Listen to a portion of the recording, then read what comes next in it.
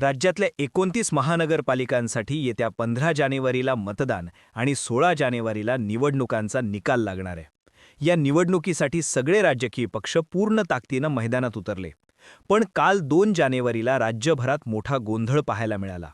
2 जानेवारी हा उमेदवारी अर्ज मागे घेण्याचा शेवटचा दिवस होता। या दिवशी मोठ्या संख्येनं उमेदवारांनी आपले अर्ज मागे घेतले। यामुळे राज्यात मतदानाआधीच तब्बल 67 उमेदवारांची नगरसेवकपदी बिनविरोध निवड झाली। त्यातही बिनविरोध निवड झालेल्यांमध्ये सर्वाधिक उमेदवार सत्ताधारी भाजप, शिंदेंची शिवसेना आणि अजित पवारांच्या राष्ट्रवादी काँग्रेस पक्षाचे होते। राज्याच्या राजकारणात याआधी कधीही अशा प्रकारे निवडणूक झाली नव्हती। यामुळे याची चर्चा सगळीकडे व्हायला लागलीय।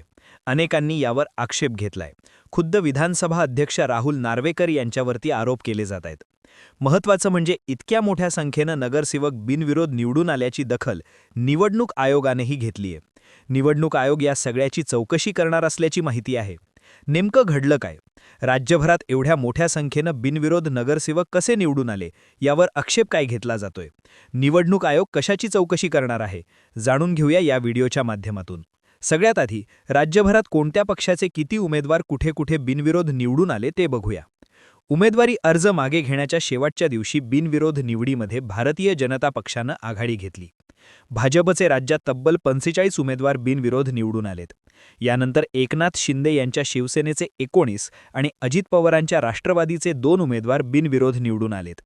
महत्त्वाचं म्हणजे भाजपचे प्रदेशाध्यक्ष रवींद्र चव्हाण यांच्या कल्याण डोंबिवली मतदारसंघात सर्वाधिक उमेदवार बिनविरोध निवडून आलेत।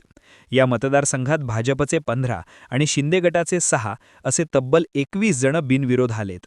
पुणे जिल्ह्याचा विचार केला तर पुणे आणि पिंपरी चिंचवड महानगरपालिकेत भाजपचे प्रत्येक 2-2 असे एकूण 4 नगरसेवक बिनविरोध आलेत। उत्तर महाराष्ट्रातल्या 4 महानगरपालिकांमध्ये एकूण 17 जण बिनविरोध निवडून आलेत। यात भाजपचे 10 आणि शिवसेना शिंदे गटाचे 6 उमेदवार आहेत।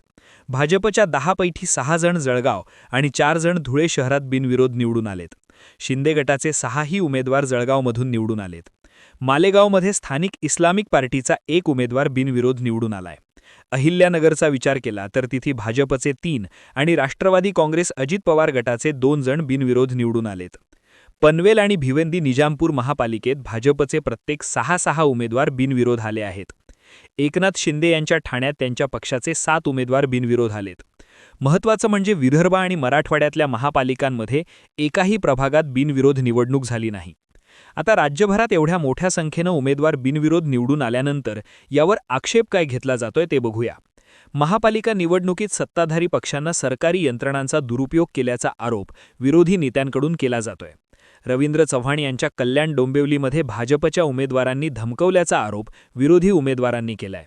ठाणे आणि कल्याण डोंबिवली महापालिकेत भाजप आणि शिंदे गटाचे उमेदवार मोठ्या संख्येनं बिनविरोध आल्याने मनसेचे अविनाश जाधव यांनी कार्यकर्त्यांसह फिटी बांधून निषेध व्यक्त केला। कल्याण डोंबिवलीतल्या अनेक उमेदवारांना 5 कोटी रुपयांना विकत घेण्यात आलं। आमच्या अनेक उमेदवारांशी संपर्क केला जात होता। कोपरी इथल्या मनसेच्या उमेदवाराला 5 कोटी रुपयांची ऑफर देण्यात आली होती।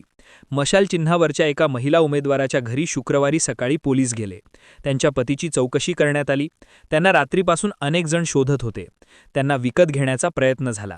दिवसभरात 100 कोटी रुपयांचा व्यवहार झाला असे गंभीर आरोप अविनाश जाधव यांनी केलेत। यावरून विधानसभा अध्यक्ष राहुल नार्वेकर यांच्यावरतीही गंभीर आरोप झालेत। विधानसभा अध्यक्षांनी विरोधी उमेदवारांना धमकवल्याचा तसंच विरोधी उमेदवारांचा अर्ज स्वीकारू नये म्हणून सरकारी अधिकाऱ्यांवर दबाव आणल्याचा आरोप विरोधकांनी केलाय। काँग्रेसचे प्रदेशाध्यक्ष हर्षवर्धन सपकाळ यांनी सोशल मीडियावर राहुल नार्वेकरांचा एक व्हिडिओ शेअर करून ते विरोधी पक्षाच्या उमेदवारांना धमकावत असल्याचं म्हटलं। सपकाळ यांनी नार्वेकरां यांच्यावरती आचारसंहिता भंगाचा गुन्हा दाखल करून कारवाईची मागणी केली आहे।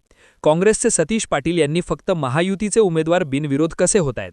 निवडणुकीत पैशाचा प्रचंड वापर झालाय। निवडणूक आयोगानं निष्पक्षपणे याची चौकशी करावी अशी मागणी केली आहे। 2 जानेवारीला उमेदवारी अर्ज मागे घेण्याच्या शेवटच्या दिवशी राज्यातल्या अनेक भागांमध्ये वादावादी आणि आरोप प्रत्यारोपांच्या घटना घडल्या। काही महापालिकांमध्ये एकमेकांच्या अंगावर धावून जाण्याचे प्रकार घडले। शासकीय यंत्रणांनीही सत्ताधारी महायुतीला मदत होईल अशीच भूमिका घेतल्याचा आरोप विरोधी पक्षांकडून केला जातोय। लोकांचा मूलभूत मतदानाचा अधिकार काढून घेतला जातोय असं विरोधी पक्षांचं म्हणणं आहे। आता या सगळ्यावरती निवडणूक आयोगानं काय म्हटलंय? आयोग यावर काय कारवाई करणार आहे ते बघूया। राज्यभरात इतक्या मोठ्या संख्येनं बिनविरोध नगरसेवक निवडून आल्याची दखल निवडणूक आयोगानं घेतली आहे. आयोगानं मुंबईसह राज्यातल्या बिनविरोध निवडणुकांची चौकशी करण्याचे आदेश दिलेत. निवडणूक बिनविरोध करताना कोणाकडून दबाव आला होता का, कोणाला आमिष दाखवण्यात आली होती का, याबाबतचे अहवाल आयोगानं निवडणूक निर्णय अधिकाऱ्यांकडून मागवले आहेत. महत्त्वाचं म्हणजे ही सगळी चौकशी पूर्ण होईपर्यंत बिनविरोध आलेल्या उमेदवारांच्या विजयाची घोषणा केली जाणार नाही, अशी माहिती राज्य निवडणूक आयोगानं दिली आहे. कुलाबातल्या 3 प्रभागात काँग्रेस, जनता दल आणि आपच्या उमेदवारांनी दबावाखाली नॉमिनेशन न स्वीकारल्याचा आरोप केलाय. या प्रकरणाची चौकशी होणार आहे. निवडणूक आयोगानं मुंबई महापालिका आयुक्त आणि वॉर्ड कार्यालयातले सीसीटीव्ही फुटेज तपासण्याचे आदेश दिलेत. नियमभंग सिद्ध झाल्यास